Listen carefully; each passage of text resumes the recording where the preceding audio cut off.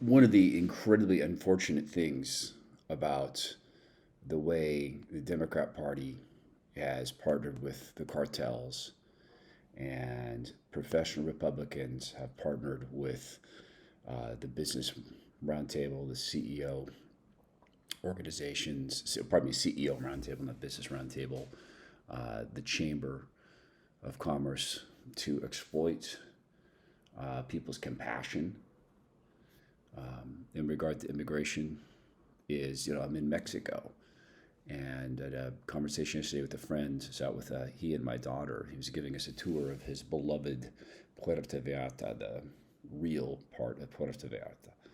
And I asked him when he could come visit us in Idaho. And he said, well, it would be very difficult to get a visa. And this is the exact sort of dude we would want to come and work or even move to the United States. Incredible family guy, loving, honest, and it just, it hurt me to tell him, like, that sucks that it's that hard to come up. And yesterday I mentioned to a guy I've seen, like, I've been down here 4 or 5 times, and he works upstairs on the rooftop dining area and pool and all that. That my daughter and I were going to go out to a place called Punta Mita, and there's some things she wants to see, some vegan restaurants we're going to go hit. And he introduced me to his brother, who drives for a living. And he's going to drive us around all day. Now, clearly, yeah, he's making money, sure. But you know what else? This is a guy I've grown to trust down here over the period of time I've been here. He's a guy we would value in the United States. He doesn't have any interest in coming up. I mean, he really doesn't. He doesn't like to travel. So I'm looking at these men, 2 of whom I know. My friend Caesar's a godly man. And this guy speaks of being godly. And meanwhile, what are people presented with representing the Hispanic community by the Mockingbird media? I think, you have seen, obviously, there's almost been like a linear effect here. It's like the more there's been any kind of, as soon as you get the National Guard, things escalated. Governor Newsom's right. There wasn't anything like a riot happening on Friday, Saturday. The thing that provoked this was not yet anything that approached riot standards. The LA Police Department, police commissioner yesterday said, that he would reevaluate. He didn't want the National Guard initially, but now the circumstances on the street were getting worse, and he might reevaluate that decision if he were asked today.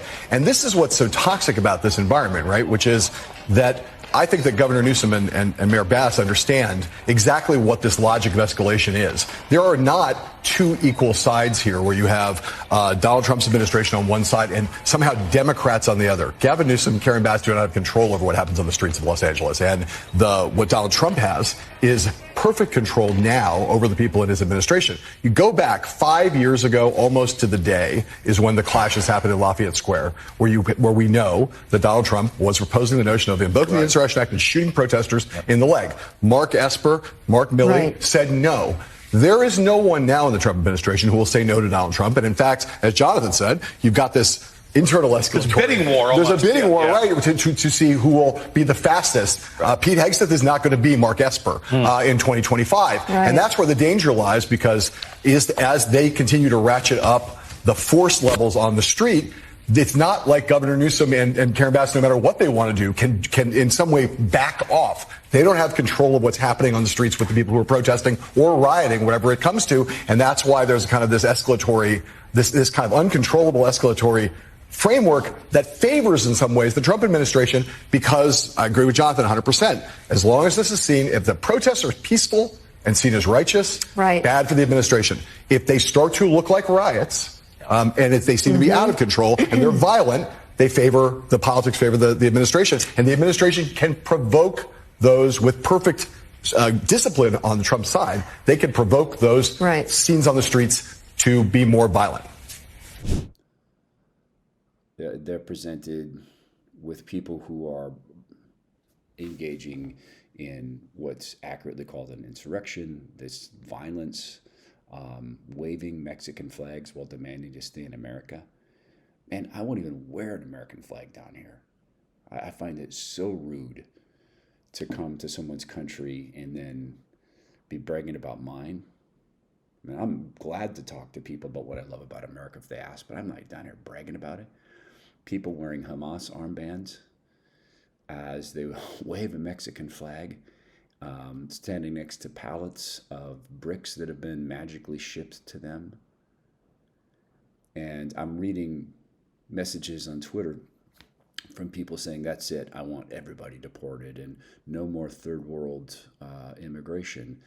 And they're looking at visions of people burning a city down again. I mean, my first message is to keep it peaceful. I mean, obviously, this is a moment where we have to be on the streets all over the country to protest what's happening to our immigrant community, but more broadly to protest what's happening to our democracy. This is the most corrupt administration in the history of the country, and we are going to rise to this moment by being out there on the streets. But ultimately, I think the country sees what Donald Trump is trying to do here. He's looking for a fight. There's nothing in what he is doing that is about peace or about restoring order.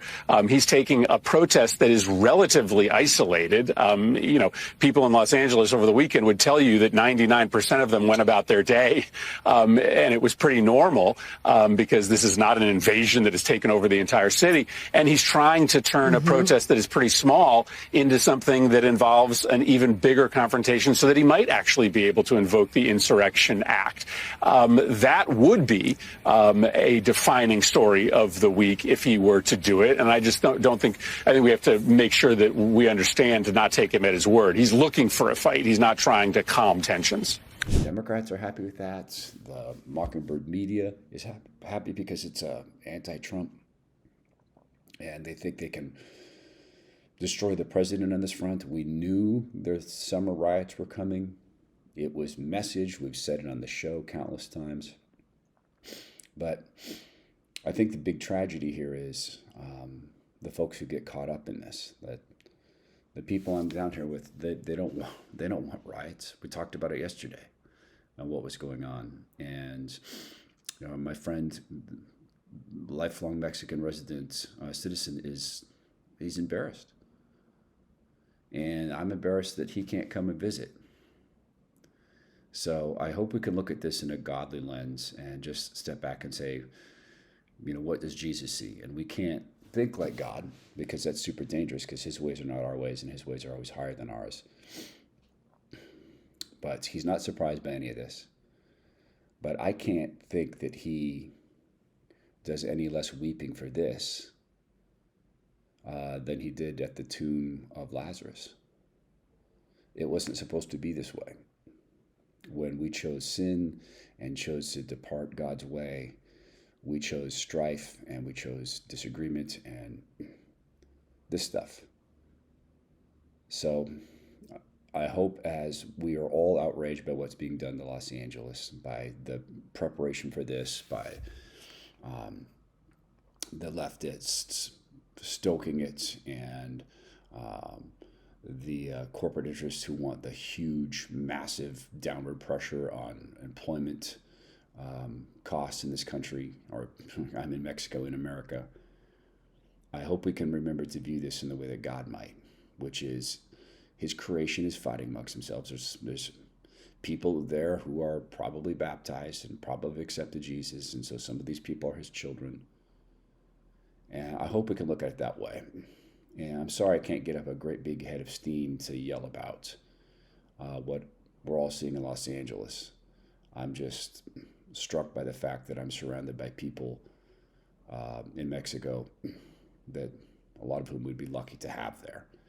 So God be with you guys, and we'll do some shows later.